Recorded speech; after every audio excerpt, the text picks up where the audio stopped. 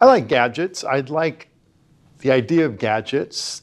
For the most part, they tend to fall a little bit short, or even if they're kind of smart, I tend to not really incorporate them into my daily workflow because I have a daily workflow which is already established. So not a great sales pitch, but Ben showed me a cool little micro adjust for my rip vents that looked promising enough that I wanted to give it a try. My micro adjust is my fist, and I am the expert of the thousandth of an inch fist adjustment on my rip vent. So why do I need anything more accurate than that? Good question. So this little micro adjust, it consists of two halves of, I'm guessing, black anodized aluminum or something, connected by two rods and a threaded post and a dial guy. It's got a magnet on one end. It's got an open hole on the other end for a magnetic hold down, which are generally available. And that just goes in, it tightens up. This is it. So what do we do with this? Well, this little round rare earth magnet attaches to the T of my rip vents, and it like sticks in there really, really good. Let me see this. And so we have an on-off switch. So in the off position, everything slides back and forth. Cool. And then when we lock this down, I can use this threaded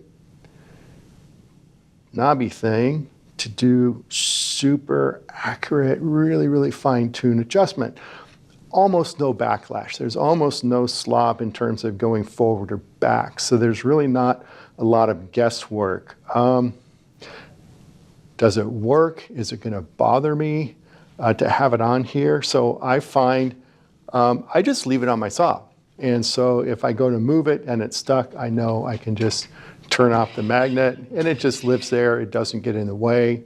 I do lock in my cuts. I get it close. If I need to make a fine adjustment, I just lift up, flip the magnet, and I can just really, really positively just tweak that final adjustment. I don't want to say better, but certainly more pleasant. And I've had this in my shop on my saw for about a month now. It's become a part of my process. It's become a part of my table saw routine. Did I ever think I would have this little gadget attached to my rip fence? No. Can I imagine it not being there now? Not really. I kind of like it. So it's not really inexpensive. I think it's really, really well made. The body itself, I think, is about 110 bucks. The magnet is extra. They do sell this, but a lot of woodworkers already have them. So you've got that. You can save yourself 30 bucks or so for this. Is it worth a try? Yeah, I think it is. Yeah, give it a try if you're interested. I think you're going to like it.